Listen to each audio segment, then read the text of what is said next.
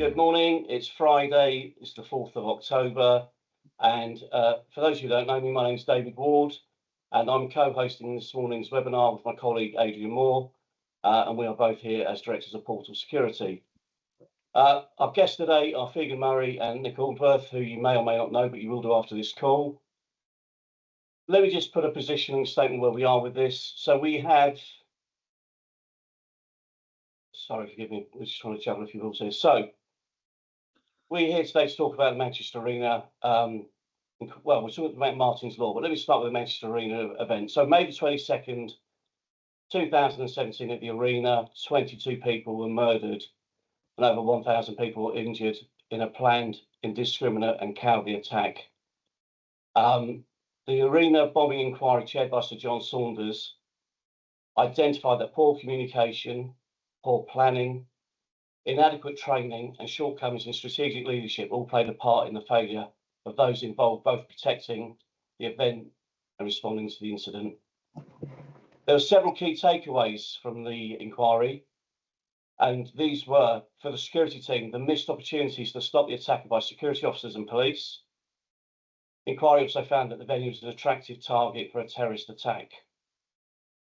The emergency response was flawed, with critical agencies failing to communicate and share information. This prevented some first responders from entering the arena to help the injured. The inquiry also found that the Greater Manchester Fire and Rescue Team were risk averse on the night of the bombing. MI5 missed a chance to stop the attack by not following up on the intelligence that could have led to the attackers detaining the attackers and their explosives. MI5 also assessed two pieces of information about the attacker as being not terrorism related. Most importantly, the government did not have laws in place to ensure venues like the Manchester Arena took appropriate counter-terrorism measures. The Manchester Arena bombings was the deadliest attack in the UK since the London bombings in 2005. Now, for those of you who don't know Figan Murray, she is Martyn Hayt's mother. Martyn was one of the victims of the tragedy. And we're going to ask Figan just to tell us, in her own words, a little bit about the events of that evening and the journey she's been on for the last 7 years or so to try and get the government to do something about this. So with no further ado, I'm going to pass you over to Figan. Figan, good morning. Thank you so much for joining us today. Hi, good morning. Can everybody see and hear me? Yes, we can. Thank you. Thank you, first of all, for asking me to come and join you on this webinar. Yeah, well, like you said, it's been about 7 years and a few months since the attack, and in January 2019 I started a petition because I realized then that there is absolutely no legislation to keep people safe at venues. I initially thought this is a 6-month online government petition and then it stops, and things took a different turn, and now it is actually a full-time job, and I work very closely with Nick Aldworth and Brendan Cox with the support of my family and lots of people of the security industry. So that's where we are now. The legislation is progressing. I'd love to say it's progressing nicely and swiftly, but unfortunately it's taken a long time. We've had many delays because of COVID and changes in government and all sorts of other reasons, but actually things could have done with being done quicker through Parliament and government, but for some odd reason they've dragged their feet to the point where on 7th of May this year we did a protest march from the Manchester Arena to number 10 in London with the intention to, which we actually did, we arrived on the 7th anniversary of the attack on 22nd of May 2017, which is also the day the Prime Minister announced the elections.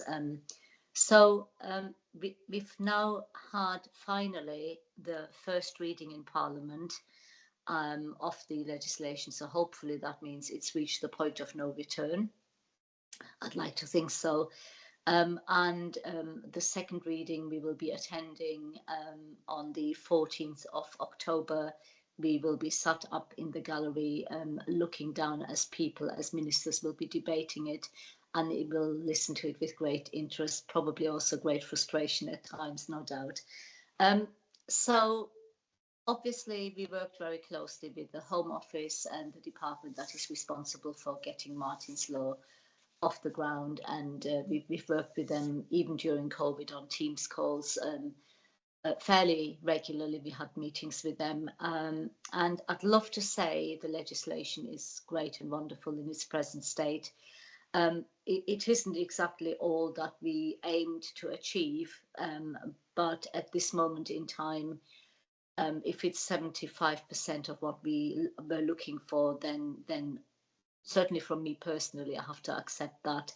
With the hope, though, that in the future there will be opportunity to look back and revise once the legislation is in situ and the implementation of period of 2 years is over.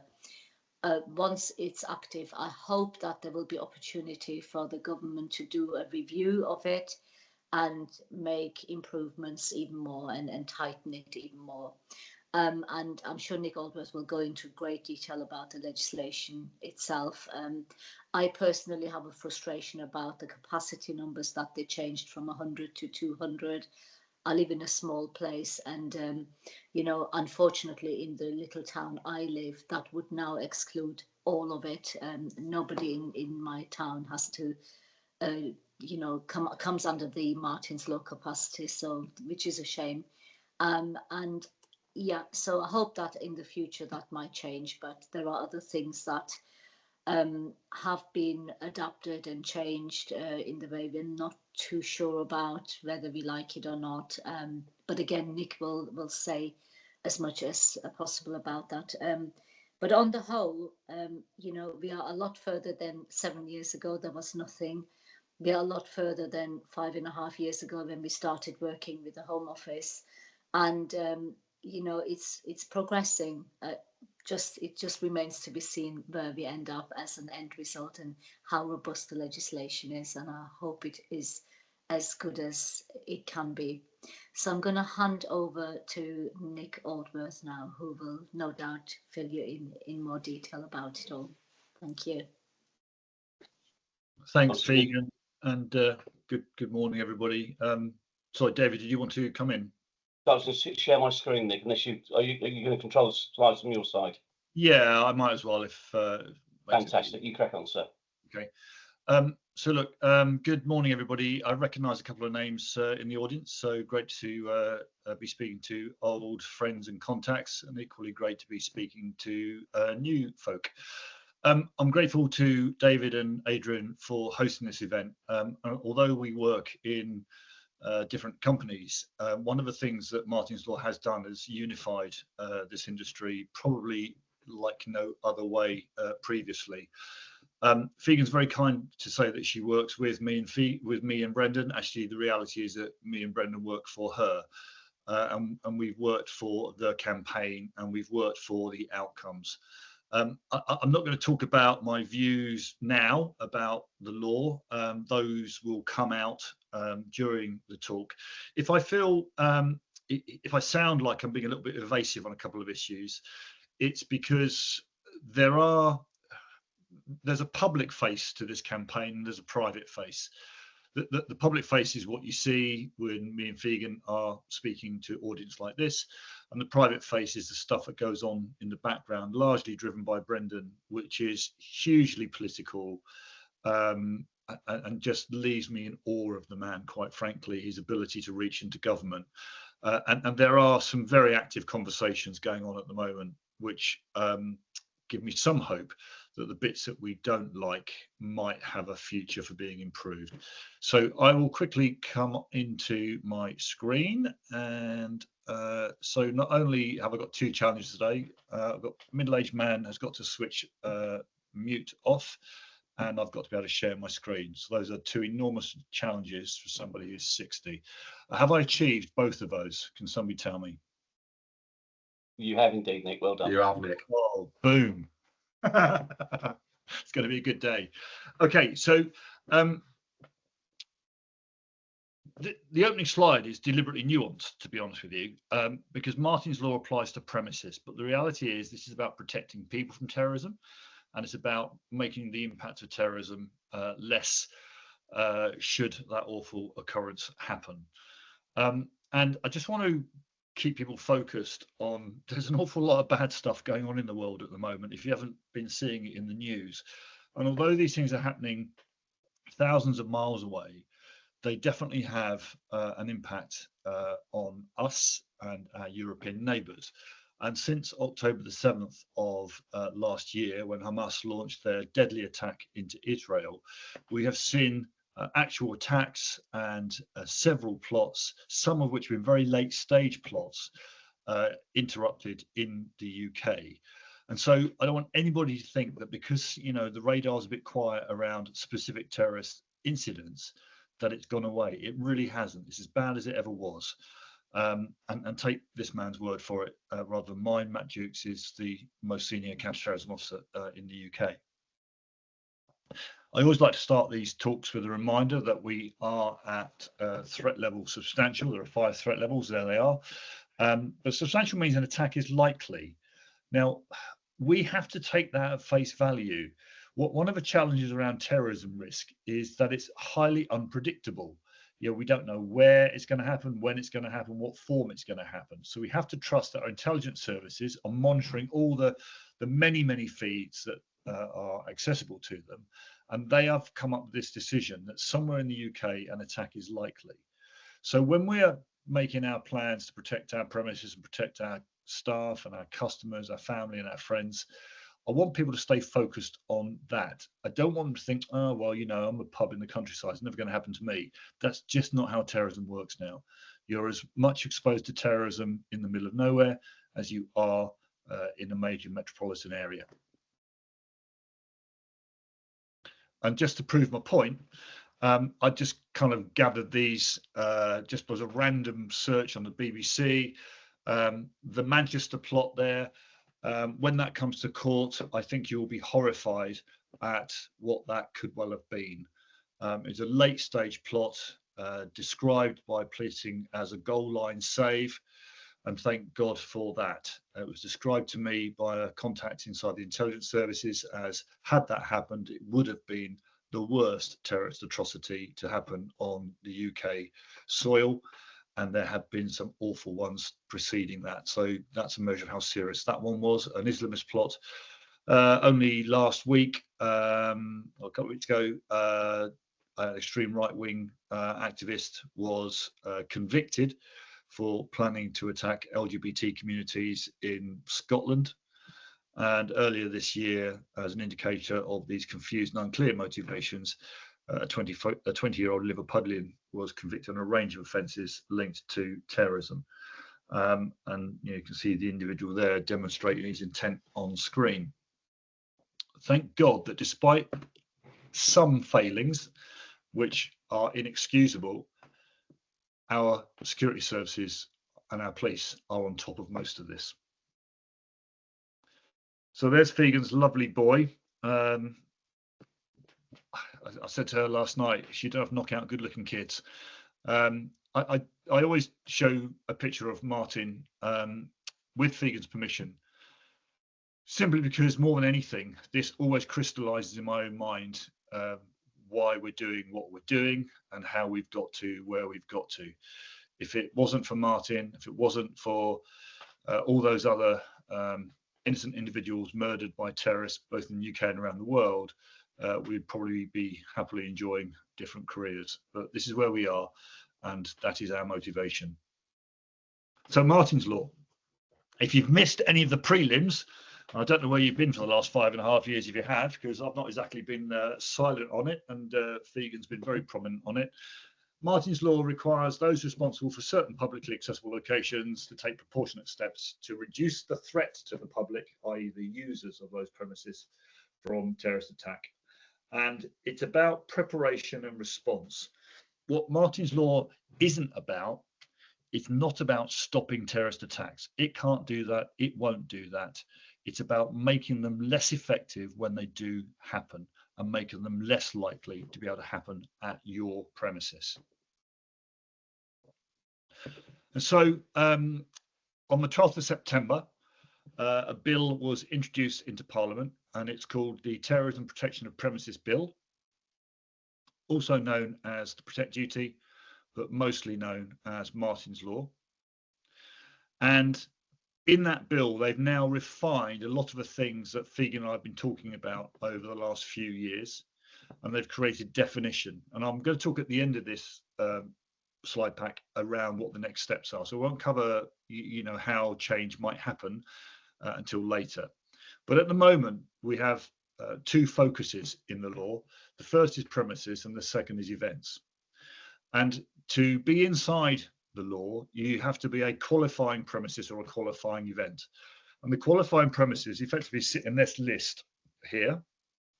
And you have an entry criteria to the bill, which is you must have over 200 people on the premises at the same time from time to time. Now, that nuance, same time and time to time, has really been the most significant change in the bill since previous iterations. The original capacity calculations were based on floor space, and those of you who perhaps hold health and safety responsibilities as well as security responsibilities will know that things like fire regulation capacities are predicated on a floor area and then have a multiplier added to them to get a rough estimate of a number of people that is physically possible to have in that premises. That's how the original scope of this bill was created, and it's actually how the current scope of the bill is dictated. But the means of calculating the entry level of capacity, if you like, and it's no longer capacity because it's this phrase here, people on premises, which is very different to what capacity means. And so, here's a first bit of the Figen and Nick view. This definition of same time from time to time is problematic because it could conceivably mean that places with large capacities still only have people on them, fewer than 200 people on them at the same time. The best example would be one of my local supermarkets. Has easily got a capacity of 1,000 people, but you often don't see more than 50 to 100 in there because that's how we shop. We stagger our shopping. Now, the bit that gives us hope is this phrase from time to time. And time to time is included in the bill to recognise surges in demand. So, for example, it might be a pub, never has more than 50 people in it at the same time, but New Year's Eve is rammed, and that's highly predictable. In that instance, that premises would be in scope. So I won't labour that one because it does get, I think it's quite complicated. I think it's one of the weakest parts of this bill. I think it's going to be a nightmare for the regulator, and we'll talk about the regulator a bit more in a moment. It's going to be a nightmare for the regulator to enforce that. But this is where our front-facing campaign meets our private campaign. We are trying to address those issues in the background, and I know that Brendan is having some pretty intense conversations with people around that on our behalf. So let's see what happens. And again, I'll touch on that a moment in the sort of parliamentary process. You'll see at the bottom of that slide, there are a few exemptions. And exemptions generally exist where there is either other legislation in place to protect that premises, and airports are the most notable example of that, or it's hard to define the boundary in which that premises exists, and access to it by the public is not controlled. So the best example that Figen and I have been pushing for was to have things like Christmas markets included. So some Christmas markets will be included if they've got a boundary around them and they have access control by way of tickets or payment. Others will not be if they don't have a boundary, and I could walk through them on my way to work. It was described to us as being that the law likes to have definition, and not having boundaries makes that really hard to enforce. I could say that about the same comment, same time and time to time, but hey, there we go. So moving on to premises, when we come on to public qualifying public events, the important points here are it's not held at an already covered premises, so we're not duplicating effort. The premises at which the event is held must be accessible to a public or section of the public for the purpose of attending the event. So it can't be me randomly walking through on my way to work. This reasonable expectation there'll be 800 or more people on premises. And on this occasion, that includes staff. And the other qualifier here is that people will be employed to secure and or check admission. So again, it's all about tightening up the definition of who and how many people will be on the premises, which you can only really do with a boundary and some form of check-in. So premises and events. Many of you will be familiar with the concept of tiers, the standard tier and the enhanced tier. The bill has changed the language around that a little bit, and it now talks about qualifying premises requiring to undertake public protection procedures and qualifying premises requiring to undertake public protection measures. So procedures is what you would recognise as the old standard tier, now referred to as standard duty, and measures are the old enhanced tier, now known as enhanced duty.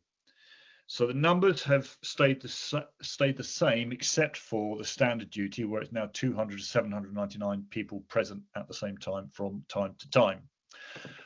As per the original bill, there are some exemptions.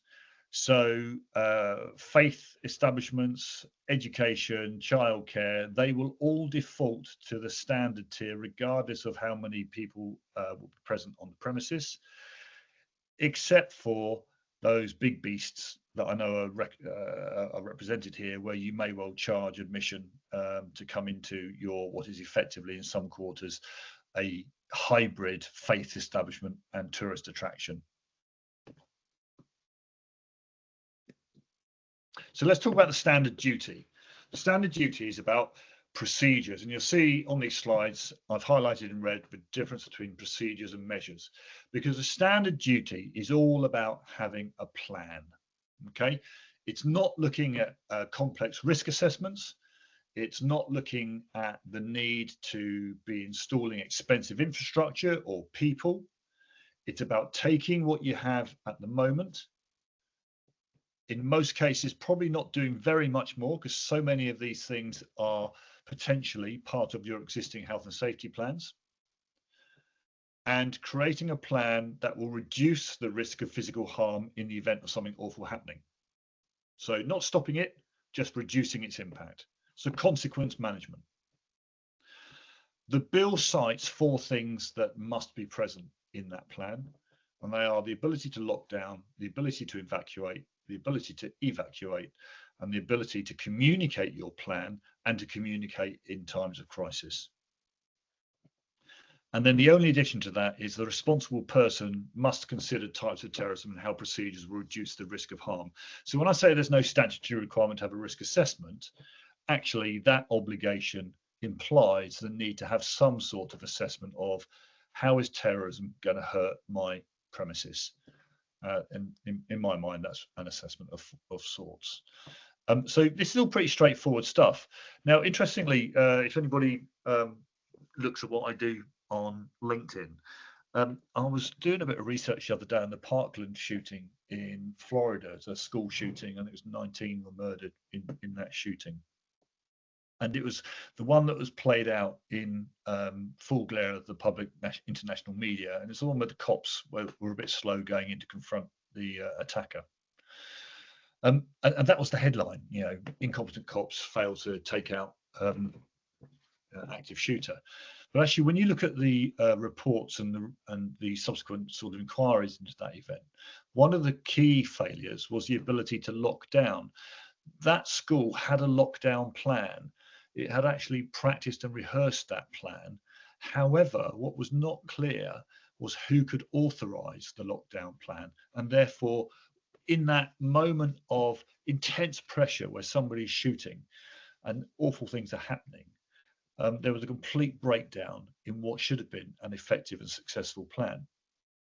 Now, I labour that point simply because what I'm certain the regulator will want to see when they come looking at whether you've complied with the bill or not is, yeah, you've got a plan, but is it going to work? You know, is Jane Smith or Fred Brown responsible for locking down? What if Jane Smith is shot and she's the responsible person, or she's the person responsible for making that decision. What resilience have you got inside your plan? So these things are slightly more complicated than just those 4 words. They've got to live and breathe. And in some organizations that I've met, it's going to take a cultural shift to imbue that level of trust with employees. I mean, just one of the observations I would make around a lot of these plans is they're often predicated on the reception desk being responsible for initiating communications, initiating alerting. But when you look at some of the history of terrorist attacks, particularly marauding terrorist attacks, it's the receptionist is usually the first to go. The awful Bataclan attack, the first person to die was Nick, who was the merchandising guy by the front doors. So plans have got to work. So that's public protection procedures, and that is the sum of the standard duty applied to those premises of 200 to 799. I actually think that's good. We've had some difficult ideological discussions around the protect duty, and this is not how I saw the standard duty or the standard tier when, 5.5 years ago when we first drafted our white paper. But do you know what? I've come to quite like this. It's achievable. The art of making this reality, though, will be the effectiveness of the regulator, and we'll talk about that in a little while. So then we come to the enhanced duty. This time we're looking at, sorry, that should say measures. That is the most awful typo I could have put in there. I went through this 1,000 times. That should say public protection. Do you know what? I'm getting myself a bit mixed up here. I do apologise. All right, let's start again.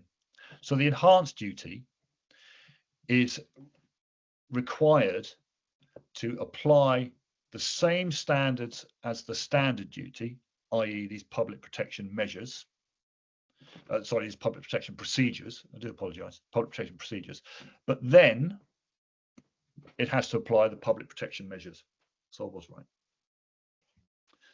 So if we accept that everybody's baseline are public protection procedures, and then those in with premises where there's a reasonable expectation of more than 800 people at the same time from time to time, they have to have measures in place. And measures are not defined in terms of what those specific measures are, but the scope of what those measures should cover is defined inside the bill. And the 4 areas for which a premises must have measures, and these are 4 as a minimum, are to be able to monitor the premises or event and their immediate vicinity. That implies CCTV, and within the bill there are a range, within the explanatory notes of the bill, there are a range of options described as things you might want to think about. And there will be more statutory guidance coming out. But monitoring premises, we probably traditionally recognise that as CCTV, but of course it can include people, it can include other measures. Control the movement of individuals into, out of, or within the premises. So that's some form of access control, whether that's digital, technical, or human. Provide physical safety and security of the premises. That is infrastructure. When I've looked at the bill, that looks like infrastructure. That's doors, windows, fences, buildings that are secure against terrorists from getting into them. And here's a new one that we hadn't asked for, and I know where this has come from. Secure information which may assist in the planning, preparation, and execution of acts of terrorism. I'm pretty certain that our lovely friends down at the NPSA lobbied government hard for this one. And I understand why, and I fully support it. It's because in this digital age, we produce so much information that allow terrorists to conduct all their hostile planning online before they come anywhere near your premises, that we are regularly scoring own goals. And we know from the attacks that we've experienced in the UK and in Europe that terrorists nearly always start their planning online. And what do? We just give them everything they need. We give them detailed plans. We show them where our critical infrastructure links are. You are a magnet for hostile state activity as well as terrorist activity. So what this is saying is you need to start looking at the amount of information that you put out. Now, there's a real balance to be had here, and I definitely am not the arbiter of that balance, but there's a balance here between what does customer service look like and what does protective security look like. But look, folks, that's our business, isn't it? You know, we actually want open and free premises, but quite often we don't allow that because it conflicts with security, but we find a happy medium. I think this issue around securing information will be exactly the same. People might be recoiling at that, particularly those of you who are working in, you know, big event space where you need to signpost people to locations and layouts. But I think we will successfully find a happy place around that. And then again, we have this piece about the types of acts of terrorism. The responsible person must understand those. That, I think, is a much more sophisticated risk assessment, because from that, you'll need to understand which of those measures above need to be applied. And then a piece around compliance. There's a requirement within the enhanced duty for effectively records, procedures and measures to be put in place, and for records to show why you have done that, and you have your rationale for the procedures and the measures that you have undertaken. So, because I'm an idiot and got confused to start with, it's one of the things we don't practice. Just to recap very quickly, so the enhanced duty has a requirement to comply with all the standard duty requirements, which are these procedures, and then in addition required to have these measures. Hopefully I've recouped my error to start with. So let's look at the regulation. So you will be aware that the SIA is Security Industry Authority, is the nominated regulator for Martyn's Law. I think we broadly welcome that. I hear a lot of criticism of the SIA, and I think it's really misplaced. Criticism of the SIA should be criticism of the government, because the SIA's limitations are driven by the Private Security Industry Act and the limitations that places on the SIA about what it can and can't do. So what I'm optimistic about is that this bill is clear about what it wants the SIA to do. Now, I don't think it's without its problems. So one of the challenges that the SIA will find in regulating this legislation is the ability to identify which premises are in scope and which premises are out of scope. So I'm not going to go through all the legal requirements of the bill and the offences inside the bill, because there's quite a lot there. But one of the legal requirements is that a person responsible for one of those qualifying premises or events has to notify the regulator. Now, my question to government was, well, if they don't notify the regulator, how are you going to tell which premises are in scope and out of scope? And those of you with a policing background will know that what you could do is you could go looking on social media accounts, you could put a covert operative inside to count people, you could do all those things.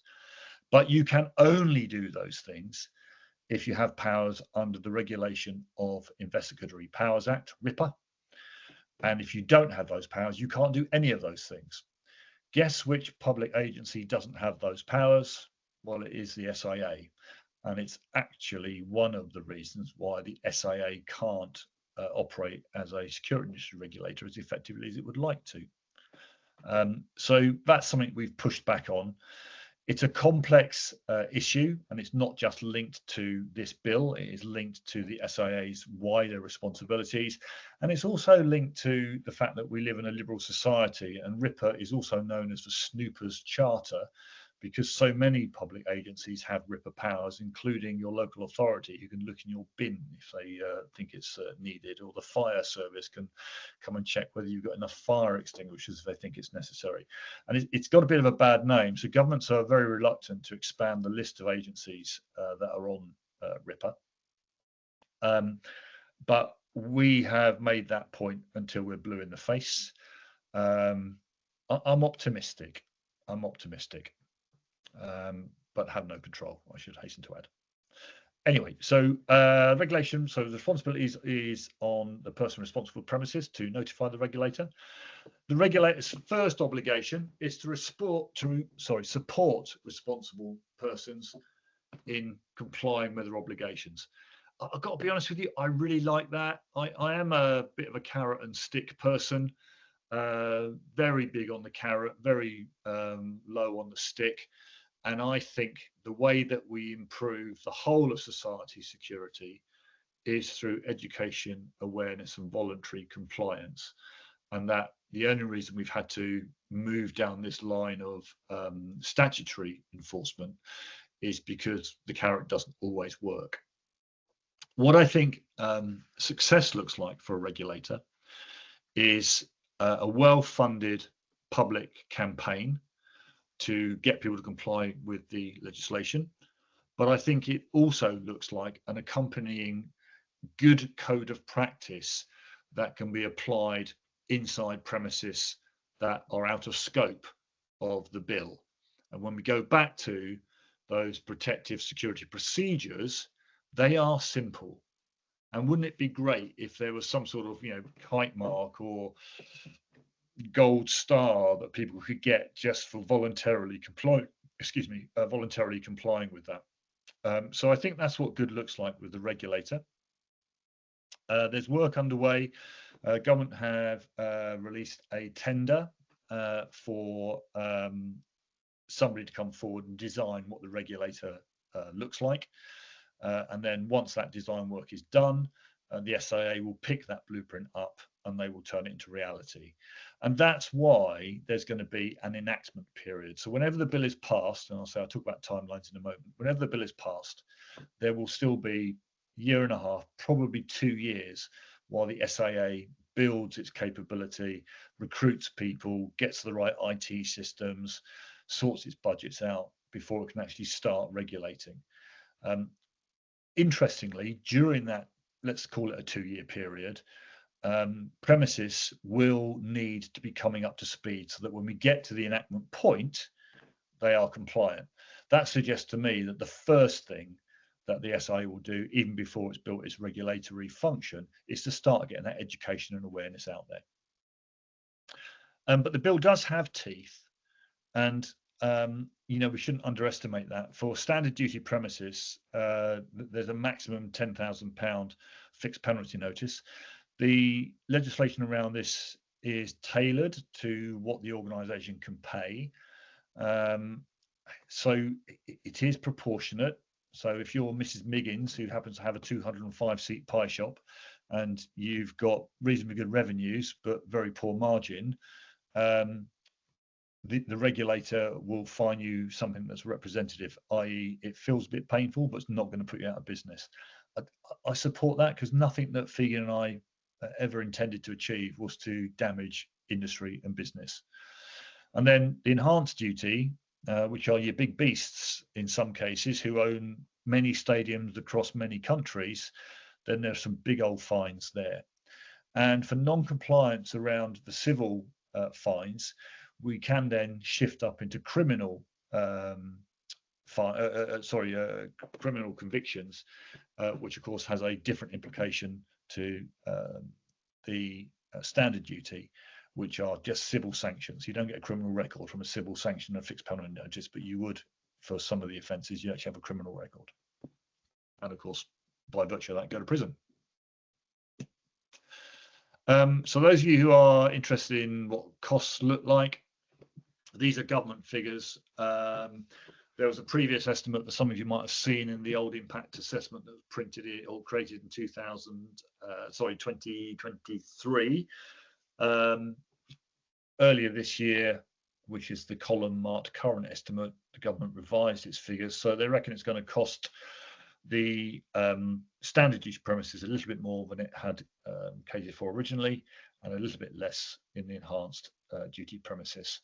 So you have low, high, central. So it's the lowest estimate, the highest estimate, and therefore the central is the median line. And that is predicated over a 10-year estimate. So enhanced duty up to about £120,000 over 10 years. And that recognises that with some premises, there'll be a need to implement measures and infrastructure. And of course, we usually work on 3, 5, 10-year revenue plans on that sort of infrastructure. So this is where the bill is in terms of it's currently in the House of Commons, had its first hearing on the 12th of September. Its second hearing is a week on Monday. And in that hearing, all interested parties will get to debate it on the floor as a House of Commons.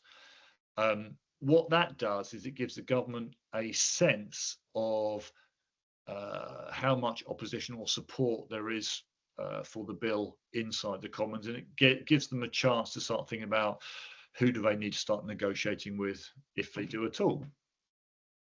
And then at some point before Christmas, 17 MPs will be selected to sit on a public bill committee, and they will then literally go through the bill line by line. They'll only do it for one session, so there's a couple of hours every week over several weeks. They'll go through the bill line by line. They'll take expert evidence, and they will consider whether the bill that's been presented to Parliament is in good order or not. And at that point, the government may suggest some amendments to its own bill. They will report back. So from the 14th of October onwards, these are my best guesstimates around timelines on this. So probably the report stage will be early 2025. So that's effectively the Public Bill Committee's findings. We'll go back to Parliament, and people will be able to vote on those proposals or make proposed amendments to any bill that comes back in that report stage. And then there's a third hearing after that, which is effectively we're all agreed on the amendments. There's nothing more to argue about. Let's give it a nod and let's make this legislation. That should be the end of it, but of course you'll all know that then that process is repeated in the House of Lords. House of Lords is an interesting entity because it's full of experts. There's lots of old Bill in there who will be probably interested in this legislation. And so, but it can happen quite quickly, particularly when you have a government like we have at the moment with a strong majority. And if the work is done well enough in the Commons, hopefully the Lords won't have too much to argue about. So it can go through very, very quickly in the Lords. Politically, there's obviously a real imperative around this being signed off by May of next year, because that represents the 8th anniversary of the Manchester Arena attack. And as David pointed out, a key driver here was the Manchester Arena inquiry, which said this legislation needs to happen. I think the more, although it is only a date, it is an important date, and it is a symbolic date, and governments don't necessarily ignore the implications of symbolic dates. Oh, so that's it. That's me done. I hope I was clear and not too waffly. There's a lot to go through there. I'm happy to take questions. That's great. Thanks very much, Nick. Having supported Martyn's Law in a number of ways, I guess, and walked with you and Figan and many others from sort of Redbourne to Westminster, I think. I've watched with sheer admiration. I really have. And I understand, I guess, from the conversations that we had on those walks, on those 2 days, that to get something through like this, you need passion, politics and policy. And that was, I think, coining your words directly, actually, Nick. But you've definitely got that with the team that Figan's put together. I think from a personal perspective, and the father of 2 teenage daughters at the time of the attack, it did give me thought on the awareness and things of them going to concerts and large events. They do ACT e-learning every year, the girls, and they still do it now. And I think it's something that I have sort of come to push out to friends and family apiece. So I'm absolutely delighted to see this come into play, and have a huge amount of respect for both of you, both professionally, but also as friends of ours also. We have got quite a few questions. I had a number of questions beforehand which were sent in. So I've tried to couple them together or group them together So if I don't get the question exactly as you sent it to me, I'm hopeful that that they will actually, it'll cover off in the way that it's meant. The first one is around further education establishments, and Nick Fegan, these questions are at multiple different levels, just so you're aware, but I'm sure you're used to that. The first one says around further education establishments, i.e. colleges. They've been placed into the standard tier despite some campuses housing thousands of students under one remit. Whilst it's acknowledged that there's safeguarding, i.e. access control in place, what in your opinion is the reason why a university could cover both tiers and a college wouldn't?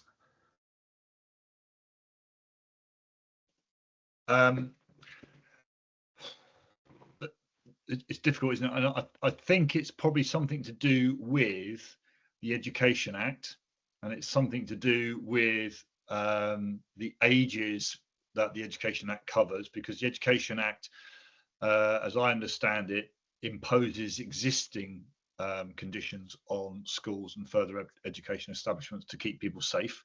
There is safeguarding regulations around young people, and I think they last until 18. But beyond that age, we haven't really drilled into the detail of that. Yeah, I think there's definitely, I see where that question is coming from. I would tend to agree. There's an argument to be had that why are we treating HE differently to FE? But we haven't really pursued that ourselves. Fiona, have you got thoughts on that? No, we haven't. But to be honest with you, when I think of colleges, they have well, in the last few years, they allowed children as young as 14 to join colleges as students.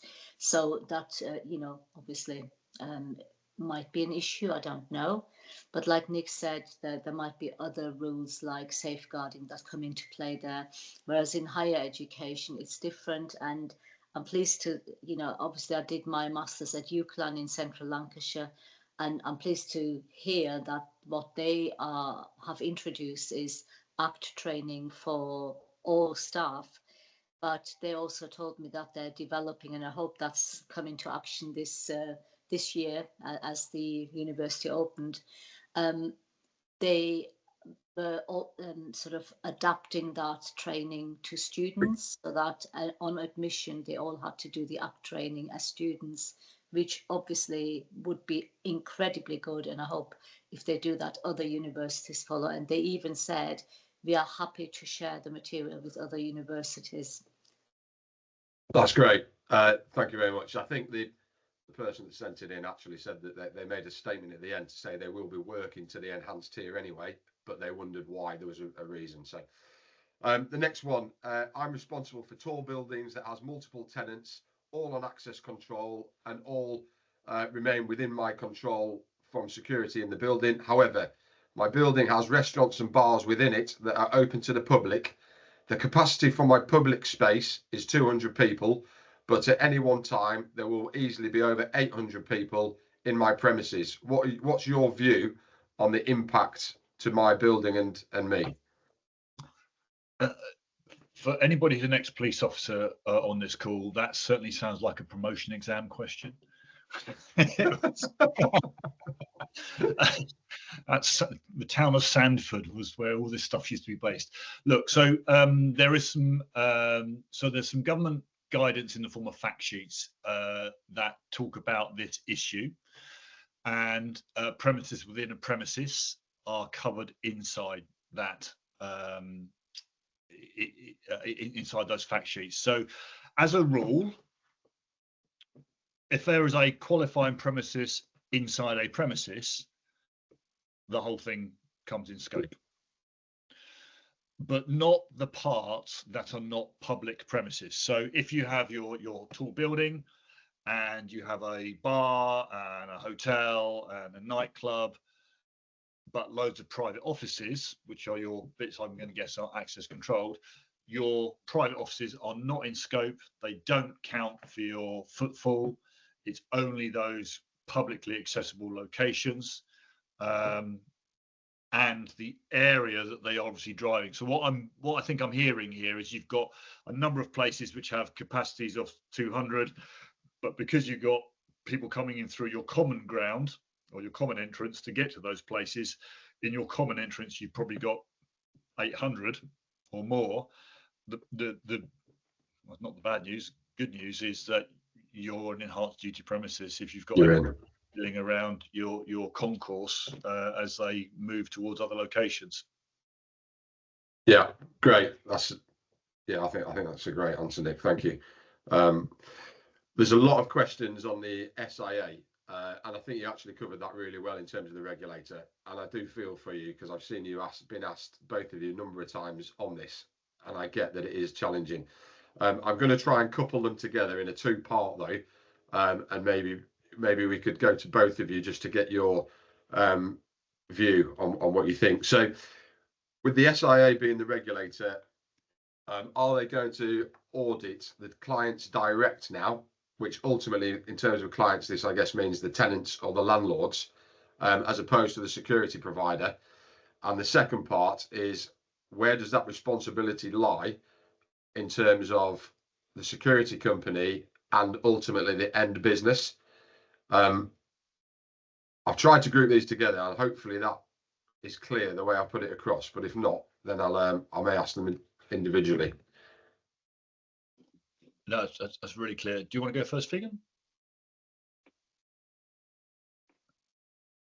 I think I'll let you answer that completely. The only thing I can do about SIA is really voice my opinion on a personal level.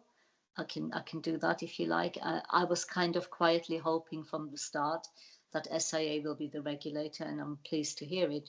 But my concern would be, and we've voiced that several times in meetings with the Home Office, that it's really, really important that they actually resource SIA properly, give them all the support they need, the financial support, the staffing support, etc. That's really important, because if they're doing a half-hearted thing, then the whole thing will fail. So SIA need to have, and also what you said, Nick, that they need the necessary powers to do their job effectively, and not like at the moment SIA do a lot of their ordinary work, but with a fear. I always get the feeling that one of their hands is tied at the back, and that isn't good. And certainly for Martyn's Law, if that's going to be the case, that is bad news. So I'm hoping that they're really going to be very supportive in any aspect that's needed to carry out that job. Yeah, I totally reinforce that. And you talked just now about politics, passion, and policy. Figan and I have been long aligned to the idea of SIA involvement, because what we see in the SIA's leadership is absolute passion to do a great job. Policy ties them down sometimes, but I've got faith that given the right context to operate in, they will do well. So to answer that question specifically, to be clear, first of all, that the blueprint for what future regulation looks like is not yet designed, but from public pronouncements, this is very much about a regulator inside a regulator. So it is not the SIA as you would recognise it now, with an additional responsibility. It is a distinct and separate regulatory function. And during the International Security Expo last week, Sean Hipgrave gave a speech. He's the director for Protect and Prepare at the Homeland Security Group. And he made the point that actually there even needs to be two distinct funding streams, because the SIA is currently funded by the licence fees. Martyn's Law will be funded separately and not being used as a drawdown or not paid for by drawdown on licence fees, because that would be contrary to the Private Security Industry Act. So that then helps answer the next bit of the question, which is the Martyn's Law regulator will focus on the premises as the place that needs to be regulated. And within the bill, there is a definition of a responsible person. And it is that person that is responsible for compliance with the law. and it is that person that gets the penalty notices on behalf of their business if the law is not complied with. So in the circumstances where you have, let's use an easy one, a football stadium, and the likes of us are putting out 400 stewards or security officers for a match day, the security company will not have any obligations under Martyn's law, unless for some reason, and this is possible, unless for some reason a director of the security company is being paid to be the responsible person. I put myself up as being a responsible person for companies if they want me to be. It's going to cost me a lot of money, but it's but you can. So it's important you just have a responsible person. So you can't. The regulator won't come along and say, yeah, but your security is really shit, so I'm actually going to fine the security company. That's not how it works.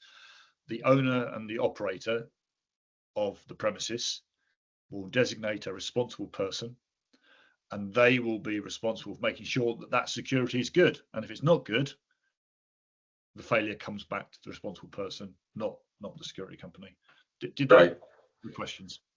Yeah, no, I think that's great, Nick. I think just very quickly on that, because there is another question which is very closely linked, but I think it may be a quick answer on what you've just said there, actually. So as the managing agent, would the responsibility of the landlord or the tenant operating the venue for reporting purposes and compliance, so is it the landlord or the tenant? But I guess what you're saying there is ultimately the owner disseminates the risk to the managing agent, who then decides where that would pose to. Yeah, so in those circumstances you can make that decision between you, but I think in most circumstances it will be the tenant, i.e. the operator of the premises, because quite often the owner is some conglomerate over in America.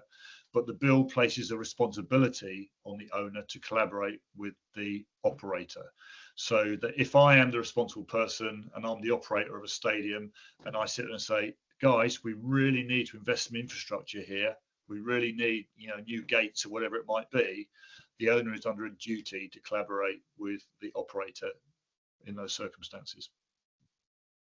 Thanks, Nick. Almost coming towards the end. Do we think the enforcement of the regulator will be adequate, or are we going to be self-policing to a certain extent? I'd have to revert back to the blueprint is not yet designed. I think it's going to be a really challenging blueprint though, and without the Ripper powers, I'm not sure how those investigations will even be initiated. And depending on those powers will depend what the blueprint looks like. So if, for example, in the next year and a half, SIA give Ripper powers, then actually I think that the blueprint would look like a whole load of online investigators, because that's by far the most efficient way to start looking at people's premises, is going to see what their social media feeds look like. What are their, those people who broadcast their parties on video, what does that look like? I think digital investigation will be a very strong part with a much smaller physical visits. The other bit that design has got to tease out is what the role of other agencies. So where does the CTSA network fit into this now? Does every time they visit a premise, does that become a Martyn's Law enforcement visit?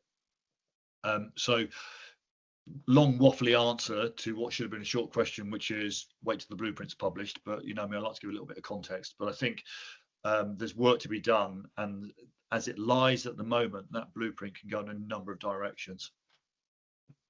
Thanks, Nick. And then I've got one from me, Figan, for you.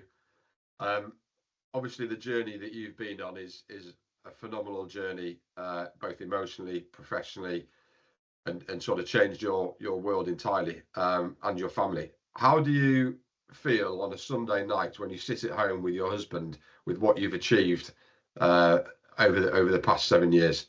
And I think I've heard you talk about things like this, but I think for the audience it's a great thing for you to talk about. Well, what dawned on me more and more of late is that every time I think we're coming to the end, it's a bit like day 2 of the walk. Every time we climbed up a hill and turned the corner, there was another hill. And this journey feels a bit like that. Never in a million years did I think 5.5 years on from the actual digital campaign, would I be doing this still? And actually, it's become a job, and it's become something where I, who had nothing to do with security or terrorism whatsoever, feel very, very comfortable, looked after, cared for, and valued within the security industry, which I knew nothing about, and I knew nobody, and now I seem to know everybody. It's really weird. So sitting on a Sunday night thinking, yeah, let's see what the next week brings, and we often compare diaries, thinking, yeah, I'm going to this conference, that meeting, that conference. The journey is far from over.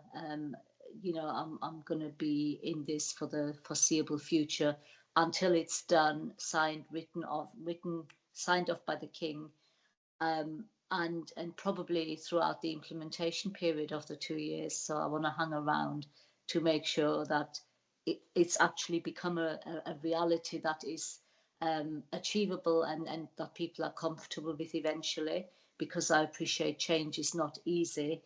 And as human beings, we don't do change very easily. So I want to see a future. I want to stop when the future shows me that Martyn's Law is the norm now.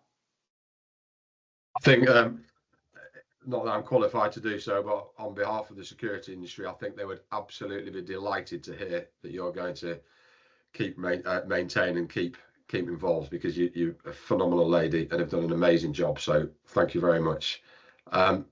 David, over to you. Thank you. Thanks very much, Nick and Figan. Fantastic presentations once again. Thank you so much. I'm going to be cheeky and ask a couple of questions. As Adrian pointed out, we often have the privilege of talking to you, and others may not have heard these stories. Nick, please put into context for everybody on the screen how great this achievement is, from Figan's online petition to where we are now. Can you please put into context for what this achievement means? Well, it just doesn't happen as the norm, David. It's the easiest way to say that. There are very few pieces of legislation that are brought forward as a result of private citizens campaigning. Nearly all legislation comes through, political party ideologies and manifestos. It's virtually unheard of, and the sad thing is, David, that the big ticket ones that people will remember have all been born out of terrible tragedy. And that for me is always the context on this. Is what a great achievement, but by God, don't we wish we didn't have to have that achievement. So yeah, it's remarkable, and it says a great deal to Figan's emotional and human resilience, as well as her ability to kind of be a magnet for people who are happy to work with her. I think Figan will probably agree. We do need to celebrate that there's a key to this campaign who's not here, which is Brendan. And it's all well and good. I'm a great policy guy. Figan brings the passion, but if we didn't have the political keys that Brendan has, we'd still be trying to get people to sign a petition. So I think Brendan has really unlocked our ability to drive the politics. But yeah, it's an amazing thing, Figan. I've said that to you lots of times before. No, thanks, Nick. And before you put your microphone on mute, you've had one or two. You talk about the political side of things. You've engaged with one or two Home Secretaries and Prime Ministers. Can you just remind us how many the head count is so far, please? Oh, geez, I've lost count. Go on, Figan. I can tell the number. So we are on Prime Minister number 5, hopefully the last one now. Home Secretary number 4, and Security Minister number, it's either 7 or 8. I'm sure it's 8 actually, because one of them never even, he was there. It's Liz Truss's times. He came and he went. And just talking about people coming and going, Figan, the march to Downing Street was very powerful and very impactful. Just run us through those few hours when you arrived at 10 Downing Street. So a few things happened, didn't they? What happened? I can't remember. So you arrived at Downing Street and you started with a meeting with the Prime Minister, who made some pledges to you, and things sort of unravelled quite quickly, didn't they? Yeah, and I mean, a few hours later, he just announced the general election. So I literally thank my lucky stars that we arrived and had that meeting at the time we did, because it would have been a disaster and it would have been absolutely for nothing, that walk otherwise. But you know, the walk did achieve what we set it out to be, and I hope you agree with that, Nick. Yeah, so the walk is the one area that Figen and I have disagreed with each other over the last 5 years. I was the one in meetings advocating for doing anything other than walking 200 miles from Manchester to London, purely selfishly on the basis that I thought it'd be buggered if I want to do that.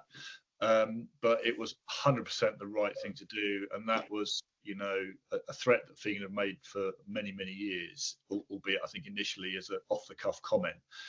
But Brendan saw the political power in that, and the